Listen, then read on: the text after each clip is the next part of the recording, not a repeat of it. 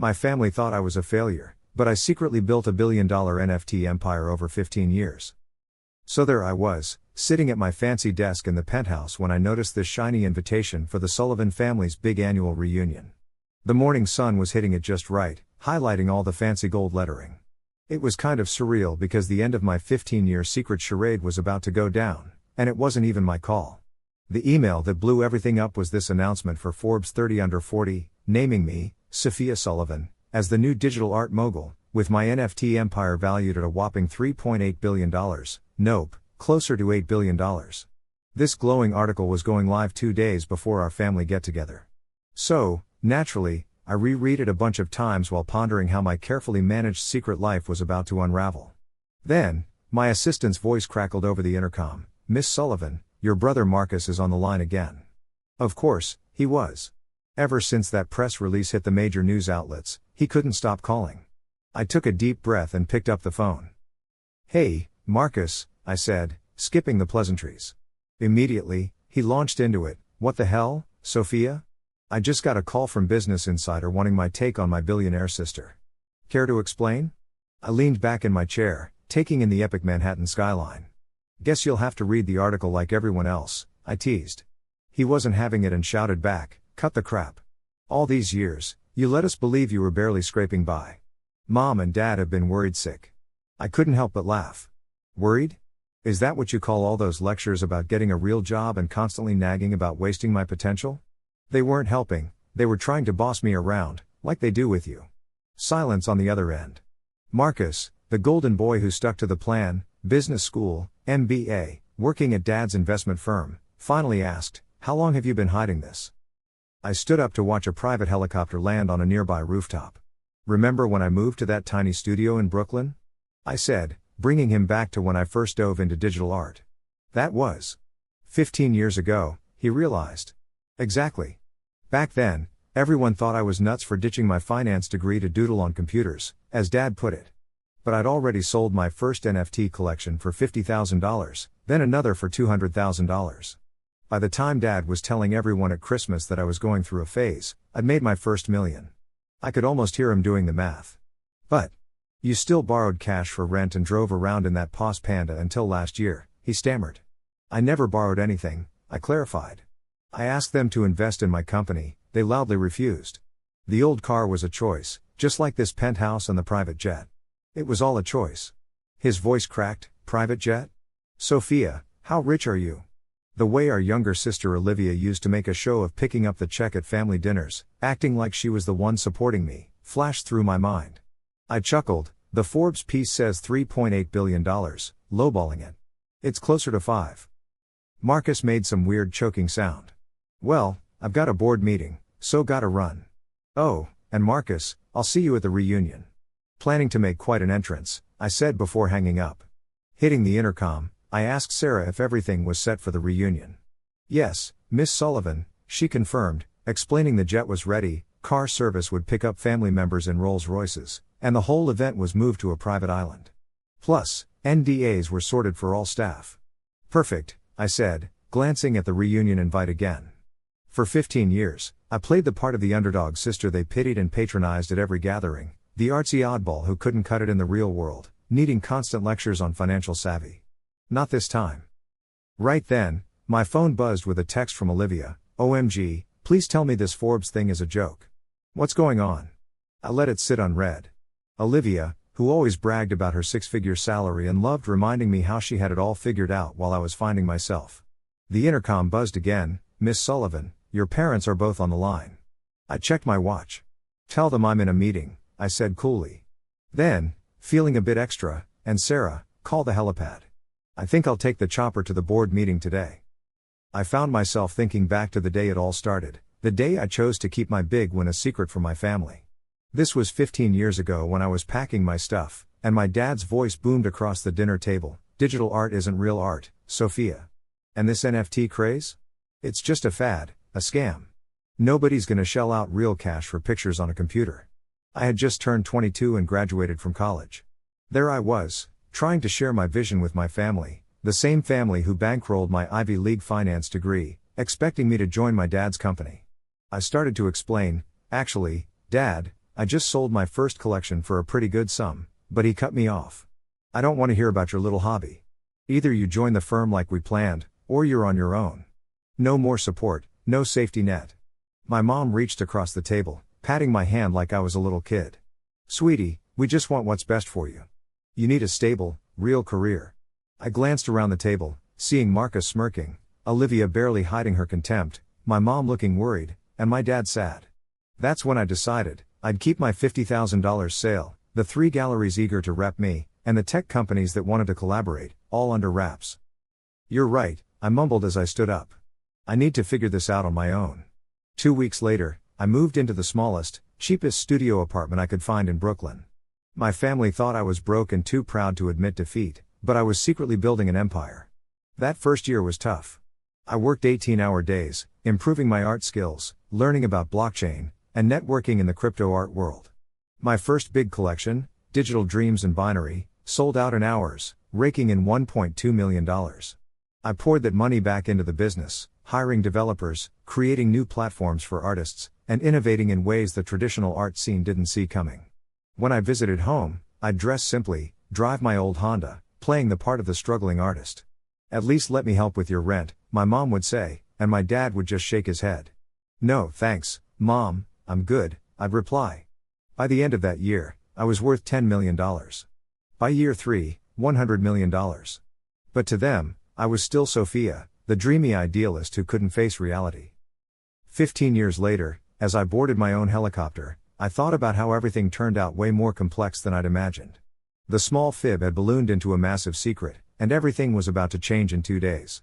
My phone buzzed, it was a message from my dad, we need to talk. Now. Grinning, I hung up. They'd listened to my failures for 15 years, now they were going to hear about my triumph. I wanted to make sure they'd never forget my success. At exactly 6 a.m. Eastern Time, the Forbes article went live. I watched the chaos unfold on my screens, sipping on coffee in my home office. The headline, Digital Art Revolutionary, How Sophia Sullivan Built a Multi-Billion-Dollar Empire in Secret. It even had a picture I'd personally chosen, me standing in front of my most successful NFT collection, wearing an outfit that probably cost more than Olivia's monthly salary. The piece didn't just reveal my fortune, it listed all my achievements I'd kept under wraps for 15 years. Notifications blew up my phone, starting with the family group chat. Olivia asked, "Is this for real? $3.8 billion? Marcus said, "Tried to warn you all yesterday." Mom, Sophia, please answer your phone. Dad, this must be some kind of mistake, just saw the article. Aunt Patricia chimed in, "Our Sophia? The Sophia Sullivan?" I muted the chat and dove into my emails, flooded with interview requests from top news outlets, investment offers, and speaking gig invites. One email caught my eye, from Albert Chen, my dad's business partner. "Sophia, I think we need to discuss potential synergies between Sullivan Investments and your digital art platforms. Your father might have expressed some concerns, but we can be quite flexible." I burst out laughing. 3 years ago, I asked to partner with their firm, and Albert shut me down, saying they didn't deal with internet pictures. The intercom buzzed. "Miss Sullivan, your mother's in the lobby. She's quite insistent." I checked the security feed. Mom, looking all polished in a designer suit but with a desperate look in her eyes, was arguing with a security guard. I sighed, "Let her up. At least one of my." So here's the scoop, I've got a penthouse with its own private elevator, making it super easy to access. When my mom first saw the place, she was stunned by the huge open space, the floor-to-ceiling windows with Central Park views, and this fancy piece of art on the wall that probably costs more than her entire house. She couldn't quite wrap her head around it all and asked what was going on. I told her, "This is my real home, Mom, not the little apartment I keep for family visits." She was all kinds of confused, especially since she remembers me scraping by in a tiny apartment with an old car, asking for investments, not loans. I had to clarify that most of what she saw before was just an act. It turns out no one in the family really knew the truth, except maybe Marcus, who found out yesterday because of my press release. He tried to warn them, but they all thought it was a mistake. I handed my mom a file with the investment opportunity I showed Dad 3 years ago. If he'd invested the $1 million I asked for, it would be worth $100 million today. She seemed surprised, saying Dad thought I wanted a handout and was too proud to admit failure. I asked if anyone ever came to my shows or even Googled my name, and of course, they hadn't. I'm now setting up for the big family reunion, and I've got a big reveal planned. I even bought out the resort where it was supposed to happen because it was too public. Instead, everyone will be picked up and flown to my private island in the Caribbean. I scored it last year after a $1 billion deal. This time, I'm not holding back, I've got stories to share too. After my mom left, I got everything ready for the reunion. I even planned to show everyone how much they missed out on by not investing. Then, I casually let the family know to dress for a private island getaway. Checked my stocks, and surprise, my net worth jumped up by another $1 billion overnight. My dad's probably in his office right now, trying to figure out how his struggling daughter turned into a major player. My sister Olivia, with her 6-figure salary and fancy vacation home, is going to be in for a surprise too. Dad left me a message wanting to chat before the reunion, but I told him we'll discuss everything there. That's what reunions are for, right? Sharing successes. Oh, and I asked my team to update the helipad on the island before everyone arrives. So, I'm making sure my name is huge and visible from the sky when they land. Done, Miss Sullivan, said my assistant, asking if there was anything else I needed. I thought back on 15 years of being the so-called family failure and all the snide comments. Just make sure that Forbes article is framed and hanging in every room in the resort, I replied. I wanted it to be the first thing they see, no matter where they turn. I caught my reflection in the window after I hung up. I looked successful, strong, and finally ready to show my family who I'd become while they were too busy being skeptical of me. The countdown to our family reunion had begun. Sullivan's family reunion day was bright and clear. I stood on the tarmac of my private airfield as 3 Rolls-Royces pulled up, one after another. My family was here. Doors opened, and out they came, Marcus, Olivia, along with other aunts, uncles, and cousins, faces showing everything from shock to thinly veiled hostility. My mom was still uneasy from our meeting a couple of days back, and my dad, whose presence usually felt larger than life, seemed a bit deflated. My private plane stood there, all shiny, with Sullivan Digital Empire boldly printed on its side. Welcome, everyone, I called out over the noise of the tarmac. Hope the ride was comfy. You didn't need to go all out like this, Sophia, my dad said in his usual assertive tone. We could have had a simple reunion at the resort. I just grinned and replied, the resort was too public, Dad. Plus, I think it's high time for some genuine family bonding, on my island. Your island? Olivia whispered, clutching her fancy purse. Yep, you heard right, I said. The flight itself was a spectacle.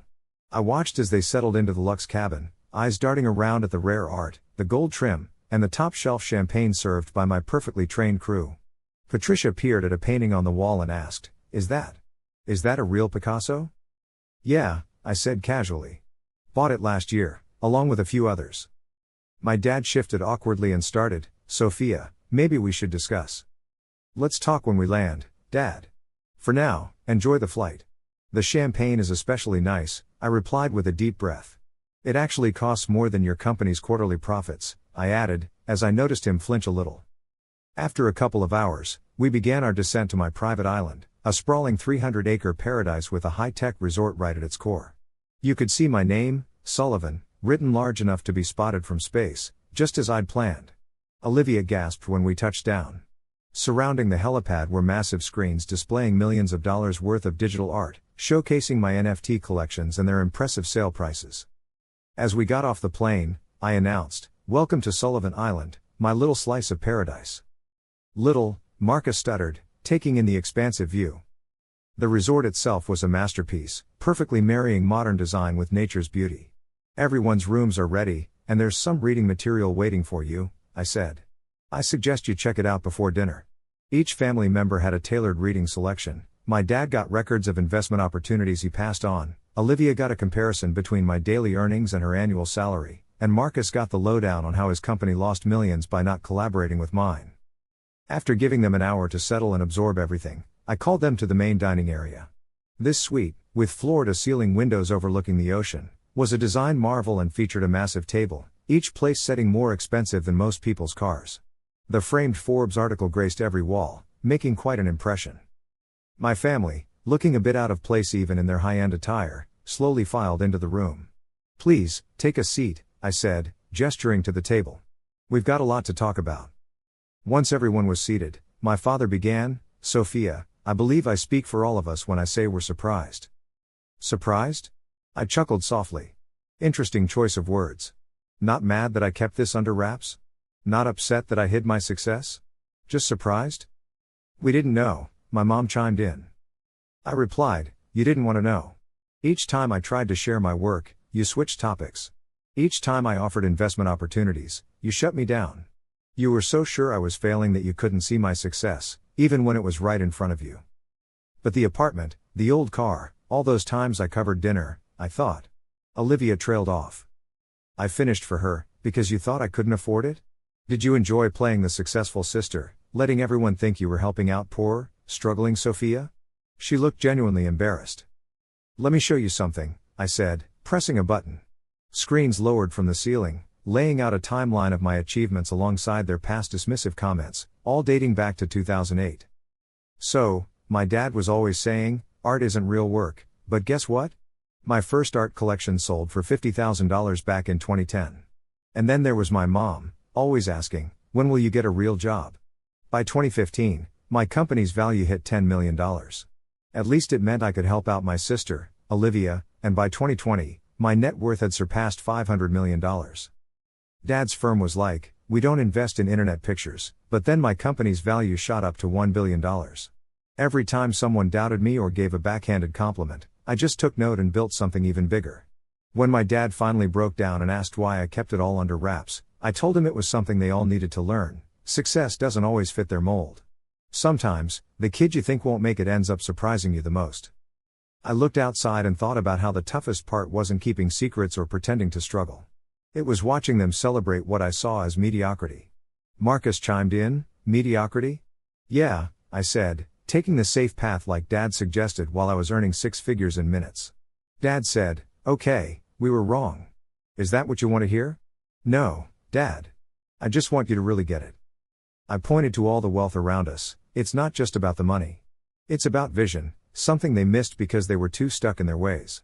I showed them my latest project, a new platform set to launch next month, estimated to be worth $10 billion. I wanted them to see it this time, not just hear about it after the fact. The room got quiet, and my mom finally said, we're proud of you, Sophia. We should have always been. I thanked her but said I didn't do it for their pride. It was my dream, my vision, and now, my empire. Marcus asked, what happens now? Now, we have dinner as a family, my way. No more pretending. As we spent the evening together, sipping wine and enjoying the good food, it felt like, for the first time in 15 years, they were truly seeing me. Later, as I stared at the moonlit ocean, my helper, Sarah, asked if the big reveal was worth it. Seeing their faces, I said yes, but not for the reasons I had expected. It was about finally being fully myself, not about proving them wrong. The next morning, I found a note from my dad tucked behind my door. It said, I was wrong, not just about your business but everything. You didn't just succeed, you changed an entire industry. I'm sorry it took me so long to see it. I framed that note next to my first $50,000 NFT sale receipt as a reminder of where I started and how far I've come. Watching my family come together for breakfast, I realized that proving yourself right can be just as fulfilling as proving others wrong.